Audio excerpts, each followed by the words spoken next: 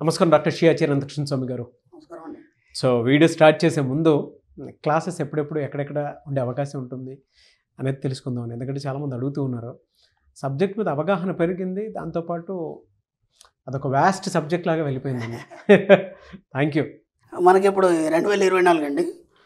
మనకి 19 మే నుంచి ఈ 2 జూన్ వచ్చి విజయవాడలో ఉంటుంది, 9th జూన్ వచ్చి అనంతపూర్లో అండి, 23 జూన్ వచ్చి విశాఖపట్నంలో ఉంటుంది, 30 జూన్ వచ్చి తిరుపతిలో ఉంటుంది, 7th జూలై వచ్చి రాజమండ్రిలో ఉంటుంది. ఇది కాకుండా మనకి ఈ మేలో 28, 29, 30 మనకి గోవా సెషన్స్ క్లాస్ ఉంది 3 రోజులు.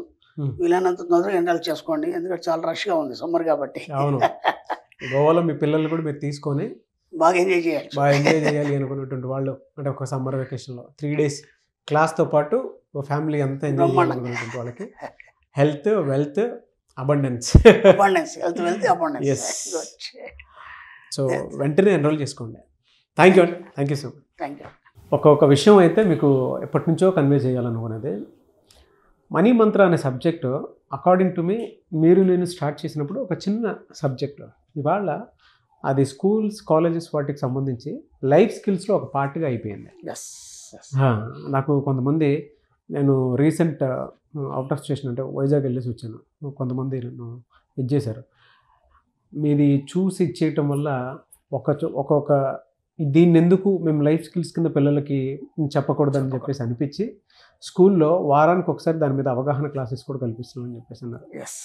ఐ ఫెల్ట్ వెరీ హ్యాపీ అండి. అది నేను మీకు ఫోన్ చేసి చెప్దాం అనుకున్నాను, కానీ ఆ ఎక్సైట్మెంట్ పోద్దని ఇప్పుడు వీడియోలో చెప్తున్నాను. చాలా మంది కూడా వాళ్ళ సంస్థల్లో కూడా మన సబ్జెక్ట్ని ఒక ఇదిగా తీసుకొని ప్రతిరోజు వాళ్ళు ఏ వీడియో చూశారు, వాళ్ళ అభిప్రాయాలు తెలుసుకోవడాలు, ఇంకా ఏమేమి చేయాలి అనేది వాళ్ళే కాన్షియన్స్ ఇచ్చుకుంటారు. మంచి డెవలప్ అవుతున్నారు, మంచి మార్పు ఉంది, సంతోషం. నేనైతే పర్సనల్ చాలా హ్యాపీ. థ్యాంక్ యూ అండి. Thank you so much for the great step, great initiation అంటారా, గ్రేట్ అచీవ్మెంట్ అంటారా, what ever the reason, what ever the words. కొన్ని మన సక్సెస్ వింటా ఉన్నప్పుడు మన తెలియని హ్యాపీనెస్ ఉంటుంది, ఏమో ఆ దిష్టే మళ్ళీ అనిపించినట్టు ఉంటుంది అనమాట. చెప్తున్నాను general. Great sir, thank you.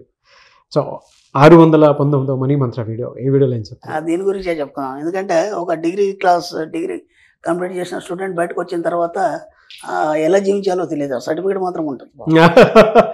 ఓకేనా, చాలామంది పరిస్థితి అదే. ఈ రోజుల్లో ఏంటంటే ఎంత పెద్ద కోర్సులు చేసినా సరే మళ్ళీ ఉద్యోగం కోసం వెతుక్కోవడం, లేదా నేనేం చేయాలని ఒక క్వశ్చన్ ఒకటి.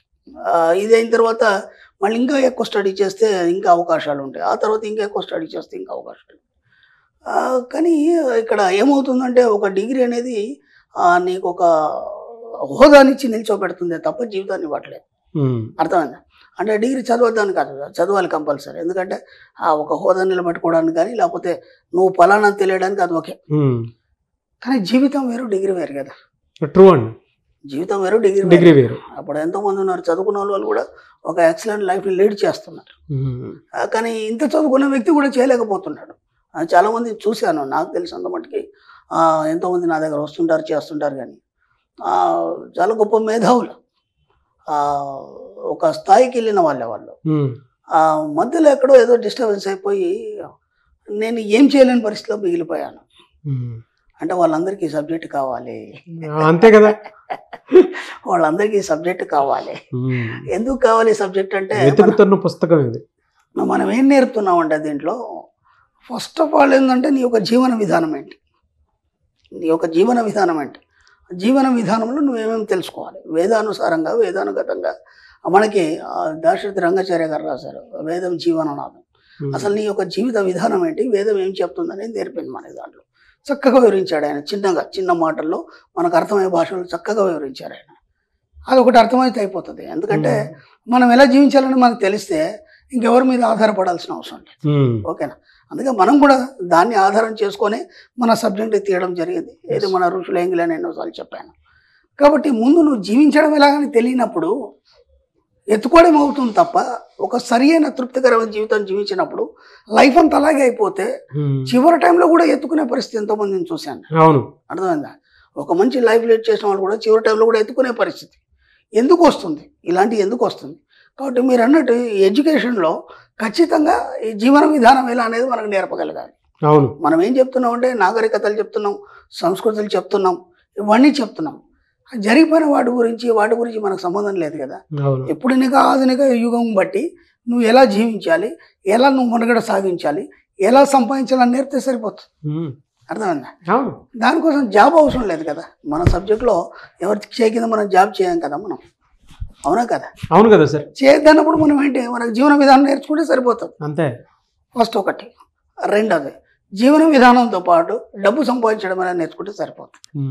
మీరు అలా మాట్లాడుతుంటే మన పరిస్థితి మారాలి అంటే పద్ధతి మారాలి, పద్ధతి మారాలి అంటే డబ్బు సంపాదనకు సంబంధించినటువంటి మన వీడియోస్లో మీరు ఇచ్చినటువంటి లైఫ్ స్కిల్స్ని డిజైన్ చేసుకొని అడాప్ట్ చేసుకోవాలి. ఎందుకంటే ఇప్పటి వరకు కూడా మనం ఇంకా మారడానికి సిద్ధంగా లేనప్పుడు నేను ఎవడు మార్చలేడు.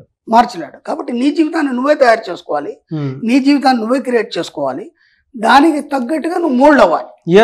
మోల్డ్ అయినప్పుడు మాత్రమే నీ జీవిత విధానంలో తేడా అనేది వస్తుంది. అది రావాలన్నప్పుడు నువ్వేం చేయాలి? ఫస్ట్ పాయింట్ మీరేం చేయాలంటే, ఇప్పుడు ఉన్న జీవితానికి ఏనాడు కూడా అడ్జస్ట్ కావద్దు. అర్థమైందా? ఇప్పుడు మనం ఏమనుకుంటామంటే అలా అడ్జస్ట్ కాకపోతే దానికి సంబంధించిన ఖర్చులు ఎక్కడ నుంచి తెస్తావు, లేకపోతే అప్పుల పాలు అయిపోతావు, ఇవన్నీ చెప్తారు మనకి పెద్దలు, ఇవన్నీ చెప్తారు. ఎందుకంటే అప్పుడు వాళ్ళున్న పరిస్థితులు వేరు, దాన్ని బట్టి వాళ్ళు చెప్పారు తప్ప అదే ఇప్పుడు వర్తించదు కదా. అప్పటికిప్పటికి పరిస్థితుల్లో చాలా మార్పు వచ్చింది. కాబట్టి నీ జీవిత విధానంలో తేడా రావాలన్నప్పుడు నీకు ఏదైతే నీ జీవిత విధానంలో నువ్వు ఎలా జీవించాలనుకున్నావో దానికంటే ఎక్కువ ఉన్నతంగా ఆలోచిస్తూ దానికి తగ్గట్టు ఆలోచనలు చేసినప్పుడు దానికి తగ్గ ఇన్కమ్ సోర్స్ అనేది రావడం మొదలు. First point. రెండు, ఇతరుల మీద ఆధారపడద్దు. ఏ విషయంలో అయినా సరే ఇతరుల మీద ఆధారపడద్దు. అంటే మీకు ఫస్ట్ ఒక డిగ్రీ చదువుకున్న బయటికి రాగానే ఒక యువకుడు ఏం ఆలోచిస్తాడంటే, ఈ డిగ్రీ ద్వారా నేను ఎంత సంపాదించగలను అనేది ఆలోచిస్తాడు. ఓకేనా?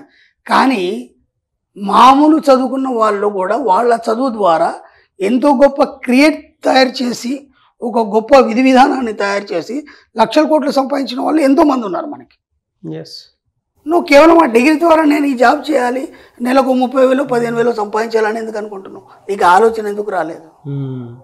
ఇక్కడ తేడా ఉంది. ఈ చిన్న తేడాలు ఏమైపోతుందంటే నువ్వు ఎప్పటికైనా ఇలాగే మిగిలిపోతావు. అంటే నీ ఆలోచన ఏంది, నేను డిగ్రీ చేశాను దీనివల్ల ఇంత సంపాదించగలను, ఆగిపోయింది అక్కడికి, నీ స్టాప్ అయిపోయింది.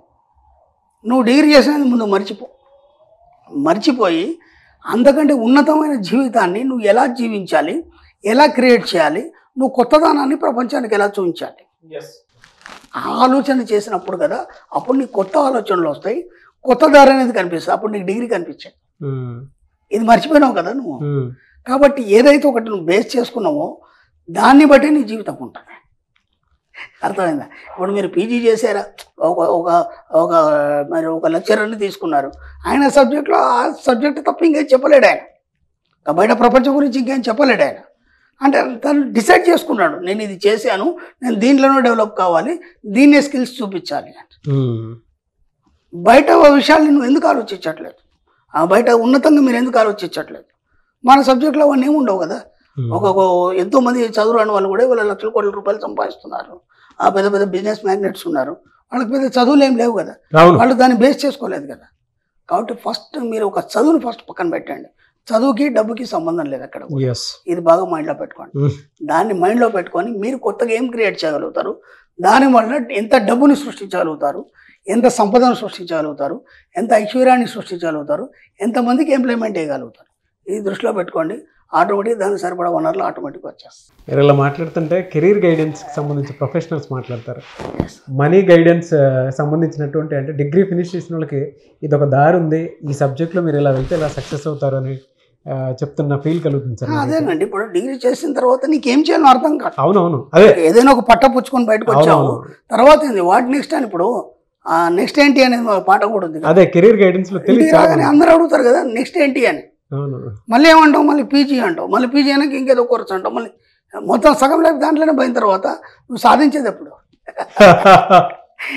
వాటన్నిటికి కారణం ఇదే కదా. ముందు దీని మీద దృష్టి పెట్టారనుకోండి, అవన్నీ పక్కన వెళ్ళిపోతాయి, ఇది మాత్రమే వస్తుంది. Great money guidance to all the degree students. Only money. మన సబ్జెక్టే మనీ. మనం దాని గురించే మాట్లాడతాం, దాని గురించే చెప్తాం, ఇంకేం మాట్లాడము మనం. Thank you sir. Thank you so much doctor Shri Acharya Muralikrishna Swami గారు. థ్యాంక్ యూ అండి.